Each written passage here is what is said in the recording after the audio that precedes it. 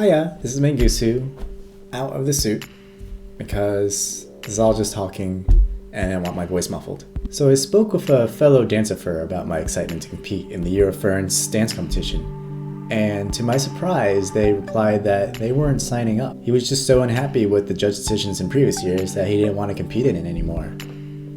I was shocked. Not that judges were making poor decisions, but that a dancer would bow out just to the ranking. So I have judged several competitions by now.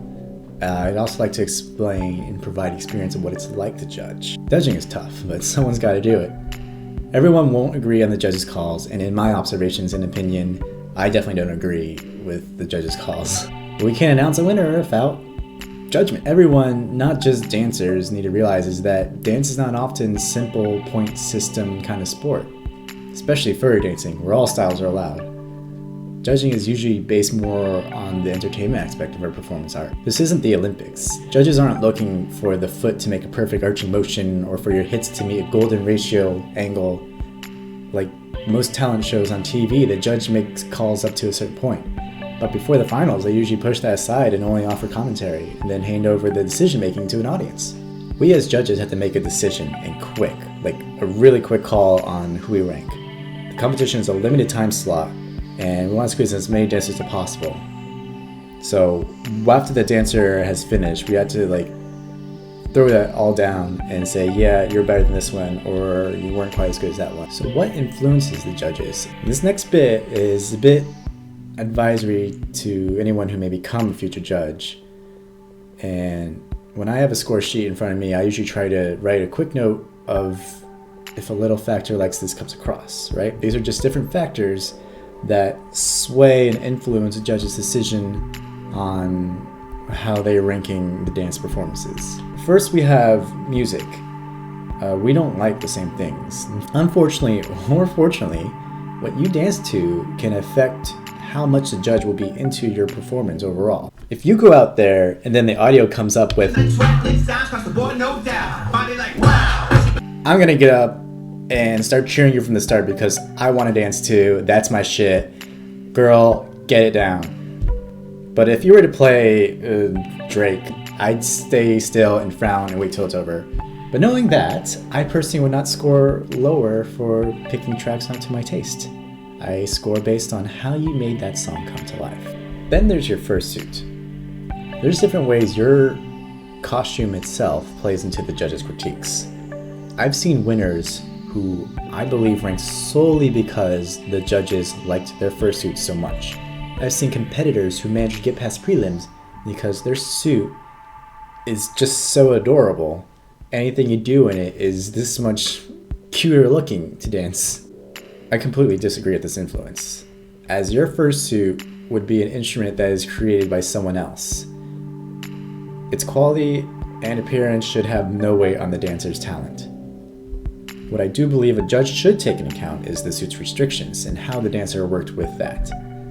Heavily padded fursuits can't do all the same movements that a partial can. Long tails, big paws, these things can get in the way of footwork. Even large pointy ears would prevent a style such as whacking.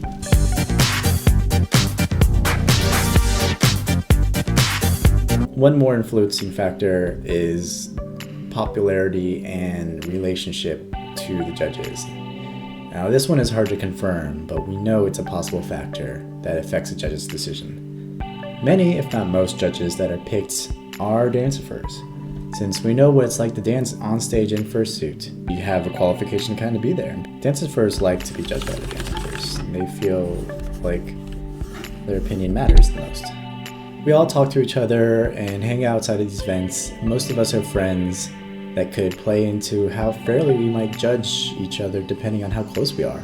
There was even a bit of controversy when Dash judged me at FWA once, but he actually gave me the lowest score between the other judges because he knows I can do better.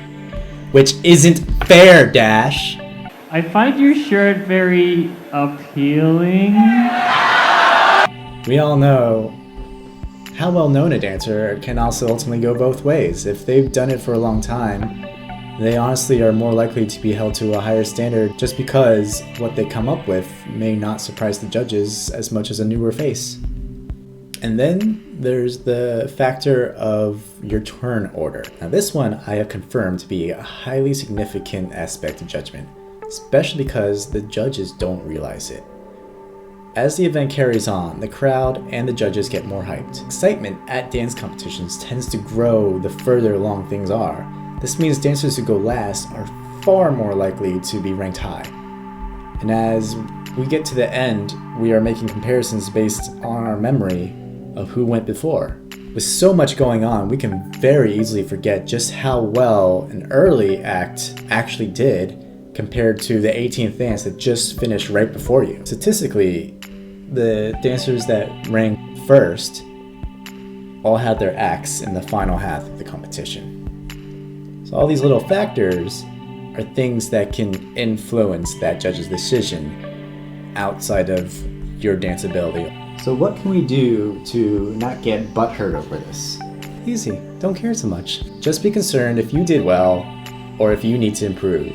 Do not concern yourself over who did better than you or who you did worse than. Especially because those are your fellow dancers and you should love them all. Be concerned that you entertain everyone. Even if you lost your football while voguing, at least it was memorable.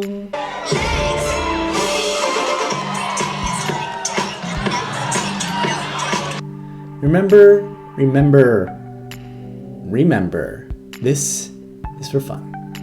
And if you got ranked in the top 3, it usually means that one or more of the judges thought that you were the best, while the other judges maybe thought another performance was their personal favorite. The judges don't all have the same scores. No matter how many people come up to you saying you should have won, or how many comments on YouTube said it was rigged, just smile knowing you did well. Never think of it as anything negative or as something deserved was handed to the wrong party. We're cartoon animals. It ain't that serious. Yes, there's a lot of dumb things the judges say. We aren't professionals. We didn't study for this. We make up shit. I mean, most of the judges just got thrown into the role, usually within a month before the event occurs. So if we're through with putting any value on a judge's rankings, what do we need them for? For commentary and flow. A judge should always let the dancer know what they sincerely liked about the routine, any advice on what to improve on. Fluke, I like how you shake your curl, but I think you can improve on not always dancing to Bruno Mars. Any advice on what to improve on should only be included if it really sticks out. Like, don't compliment a dancer just because you had to be nice.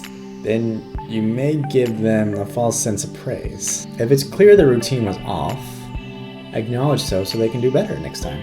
You don't have to say they suck. The purpose of a judge is to be a feedback voice. And if you're saying things that the audience agrees with, then that connects everyone because it affirms their thoughts and the dancer hears what they need to hear. Well, that's about all I have to say about being a judge. Dancers don't get fixated on ranks. Judges give well-constructed commentary.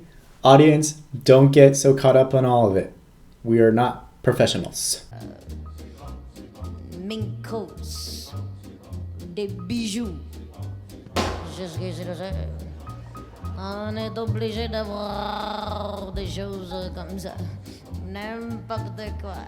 Seulement le luxe. Oh, I'm hungry right now.